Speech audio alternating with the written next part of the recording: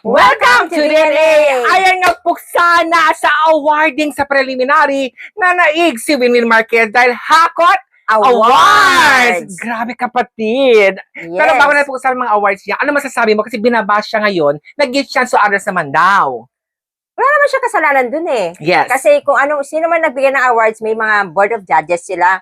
So, sa mga sponsor sila na may namimili. So, walang kinalaman dun si Winwin. Hindi niya kasalanan yon. Yes, dahil sa mga awards na nakuha naman niya, deserve niya kapatid, Yes. di ba? At dumawa, at panoorin nga natin kapatid, kung ano nga ba yung mga awards na nakuha ni Winwin Marquez. Yes. Ito, Miss Gel Life. Life. Jelite. Muntinlupa! Ayan.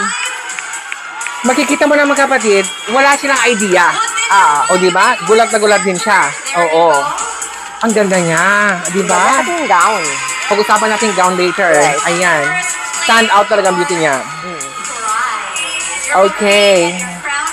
Talagang beauty queen material siya. Yes. Miss Universe material, ibig ko sabihin. Ang galing.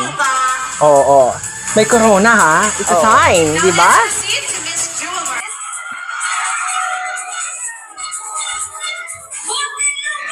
Wow! Ayan yung Miss Clinic de Clinic de Paris. Yes.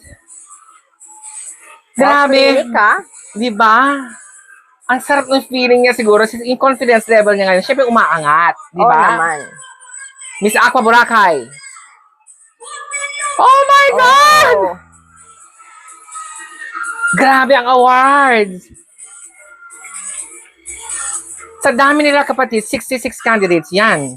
Yes. Miss Wuling. Hi! Ang dami na may Miss Bullying. Oo, yes. May Miss Gel Life. Miss Clinic de Paris. Yes, oo. Miss Newman.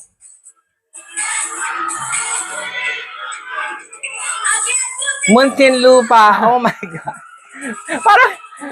Parang sana wag na lang siya umalis doon sa stage. Sa gitna. Yes, oo nga. Grabe. Di ba? Deserve naman kapatid. Oo. Kaya hindi naman niya kasalanan. Yes. Yung mga nababash dyan, Oo. walang kaalam-alam si Winwin. Mm. Miss Wendy's. Miss Wendy's. Oh my God. Grabe! Ikaw na, Winwin. Diyos ko. Alam mo, Sana all. yung pressure ngayon kapag sa coronation, syempre, ikaw yung Hakot Awards, corona na lang ang kulang, di ba? So, yun yung antay ng marami talaga. Kasi marami na nangyayari last year, maraming awards, pero hindi naman nananalo ng Miss Universe. Miss Soen. Miss Soen is Muntinlupa. Grabe. Yes.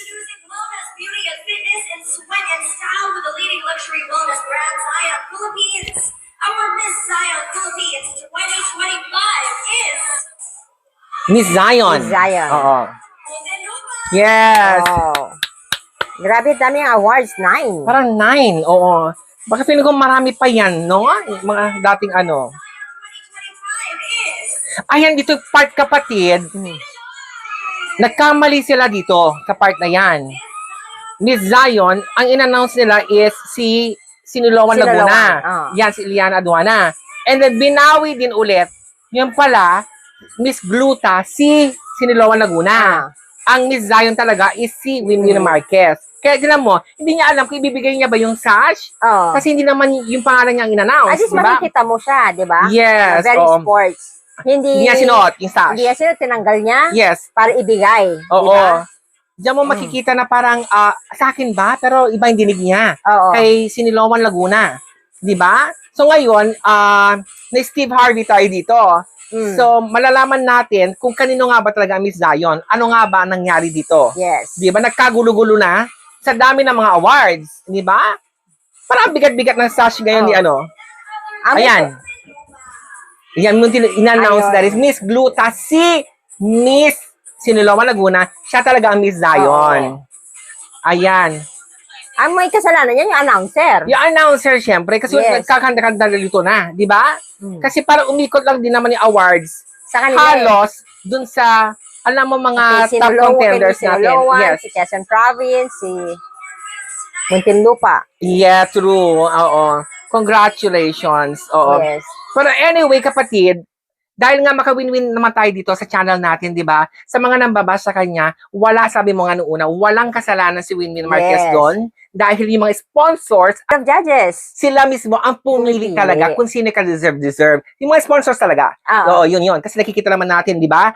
So ngayon, hindi lang naman si Winwin ang nanalo. Kumbaga siya lang ang Hakot Awards. Pinakamaraming nakuha. Yes. And sumunod naman, ipakita natin sa screen, kapatid, si Sinuloan Laguna. Yes. Siya yung Miss. Zone Rocks, Color Okay. Sale, Miss Urban Smiles, Okay. tapos may Miss Color, Yes. Miss Glutalipo, And also part siya ng Miss Mags, Sinuloan Laguna. Yes. And sinundan naman siya ni Quezon Province na si Yes. Atisa Manalo. Okay? Si Miss. Miss Jewel Mayer, Mhm. Miss Hello Glow, Miss Vitres? Mistress. Also Oh, part of Miss Miss Mags Mags Quezon Province.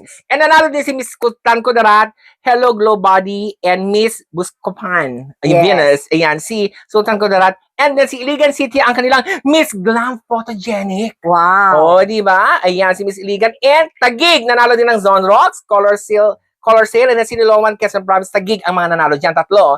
And then sa Siargao, ang Glutalipo People's Choice. Yes. Botohan to, kapatid. Ayan, congratulations sa mga nanalo. Sa mga nagsasabi na bakit umikot na lamang dun sa mga top contenders. Okay? Yes.